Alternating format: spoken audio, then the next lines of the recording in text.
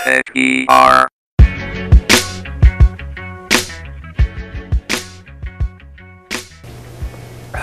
Oh! The internet. Can't live without it nowadays. But unfortunately, it's just another expenditure in the long list of bills that you have to go through every single month. But, luckily, our lovely tech host Jessica is here to soften the blow, if you will. Jessica. That's right. Thank you, Lou, for that. Well, Lou, did you know that Canadians spend on average 85 hours a month online? A month. A month, 85 hours. They got a lot of time on their hands. That translates to about roughly 3.5 hours a day spent online. That's crazy. I know. Well, that also translates to a lot of money spent online as well, because as we all know, although the content we may access may be free, having access to the internet is not. So the question is, how is it determined? How do we know what we pay for on a month-to-month basis? Well, it's based on two factors, your internet speed and your data allowance. Now, I have a 10 megabit per second download speed, 512 kilobit per second upload speed, and a 60 gigabyte data allowance. What do you have? Puzzled look on my face. Yeah, I thought so. But that's okay. You know what? It is a lot of tech jargon to digest, but that's okay because that's why I'm here, to digest all that tech jargon into something that you and I can both understand. So, how do we differentiate between a bit and a byte?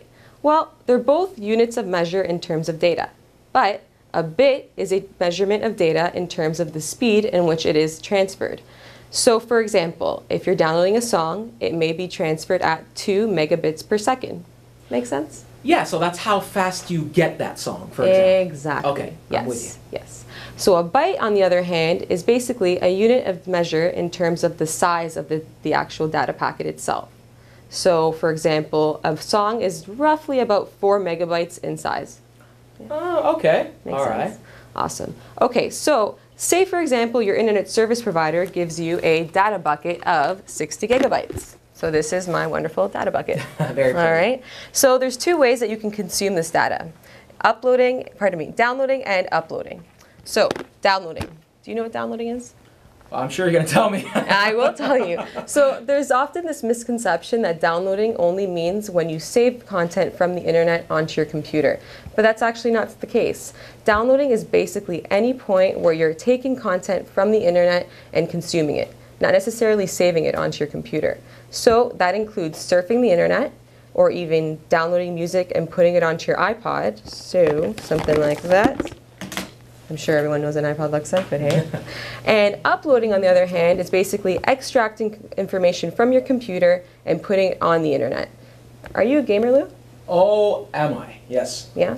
Well, playing Xbox 360 is contributing to uploading. Uploading? Yes. Really? I didn't know that. It does. It does. Okay. Now, if you use Skype, using the webcam also contributes to uploading. And say, I'm sure, are you a Facebook user? I think that's a joke. But if you're uploading pictures from your digital camera, that's also using uploading.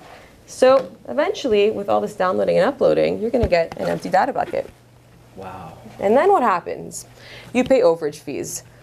Whopping overage fees that range from $5 a megabyte to $3 a megabyte, depending on your subscription. Wow, that's a lot. It is a lot. So the question now remains, how do you track your usage? How do you keep your internet bills down? Please. Well, just listen to this first step I'm going to show you. So basically, this is called the data calculator, and it's provided by Rogers. But fortunately, you don't actually have to be a Rogers subscriber. Anyone who has internet access can access this through Google just by typing data calculator. Now, if you notice, there's a bunch of devices that they ask you to select. Now, this is actually very important because every single device that you use consumes data differently. So, for example, a BlackBerry actually has been proven to consume 1/3 the data than any other smartphone on the market. It's very, very bandwidth efficient. Now, if you notice, there is a rocket stick or tablet feature that you can actually choose. So this is actually important to note. So for example, let's just pretend that a BlackBerry is like a Honda Civic, okay? Now, an SUV would be like the tablet or rocket stick, and the internet would be an information highway. So you guys are traveling the same destination, reaching the same endpoint, but the SUV or the tablet, it's going to consume more data or gas than the Honda Civic or BlackBerry because of the difference of the central processing unit or the engine, just to keep things simple.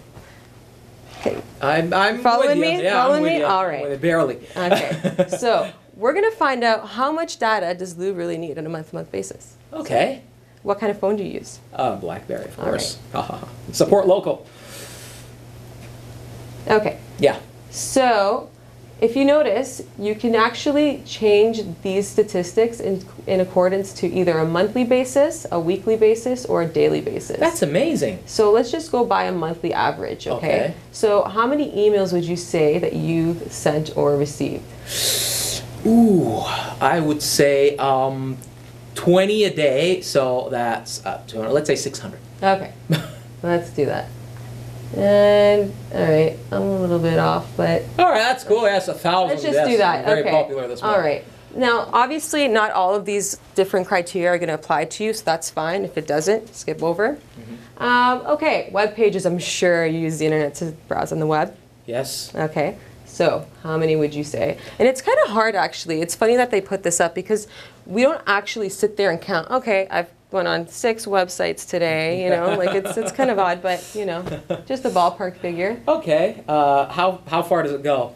Let's see. Oh wow, no, not that much. Okay, let's go Halfway. halfway. Yes. Okay, Exactly. halfway. Songs. You listen, I'm assuming you listen to music.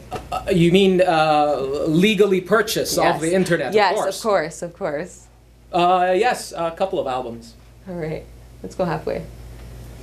Okay. Yeah. And then you mentioned you're a gamer. Oh, so for the yeah. gamers out there, Push that all the way, I let's guess.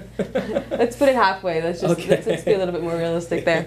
You can't spend all your time online playing video games. Come on, Lou. You don't know me. All right. Yeah. So we got to about 1 gigabyte. So there you go. 1 Wow. gigabyte of usage. That's all you need based That's on that amazing. type. Okay. Now, say you're not 100% sure on what you use on a month-to-month basis, you can actually work backwards. So say you just want to get an idea of what 2 gigabytes will give you, you can click that and it'll automatically populate these fields. That's amazing. So you don't actually have to know.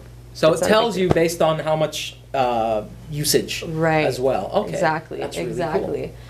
So that pretty much wraps up the data calculator aspect. And if you want to know how it calculates each unit of basically measurement in terms of, say, for example, an email, instant message, a web page, it tells you the actual.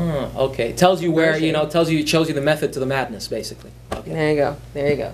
So that's step 1, monitoring your usage. So once we got that down packed, the second tip I'm going to share with you guys is encrypt your internet connection. So, do you know what encryption means? Something from the Da Vinci Code? Not quite. No. So encrypting your data connection basically means, say for example, you have a laptop at home, okay? So I'm sure you do. Basically, you need a wireless router to connect to the internet that way. So inside your laptop, you have a wireless card, which allows you to connect to any wireless network that surrounds the laptop. So if you're able to access your own wireless network without typing in a passkey, guess what? What? Your neighbors, who probably have laptops as well, can do the same. I knew it. That's Yeah, Steve. yeah. So see, you want to put a password on your connection so that you're basically allowing only the devices that you provide the password to access your internet connection. So you're not sharing your data allowance that way, right? Okay. Makes sense. So basically, only I can log into my own internet. Right? Exactly. All right. Exactly. Cool. So that's the importance of that. Now the third tip I'm going to share with you guys, actually, it's very important, and basically what it is anytime you're traveling, anytime, just because you don't use the internet while you're roaming doesn't mean that you do not face roaming fees, okay? You've got to go into the manual network settings and shut that off. Otherwise, your applications will automatically synchronize, and that's it. You're just racking up that internet bill. All right. All right. Great. Well, thank you very much for that, Jessica. That was very, very informative, actually. Yes. All right. So we are wiser people. Thank at you. This moment. Thank you. And hopefully you'll keep some dollars in your pocket this time. That's Yeah, all. exactly. That's what it's about, right? That's it. It's all about the money. Dum-dum-dum-dum-dum.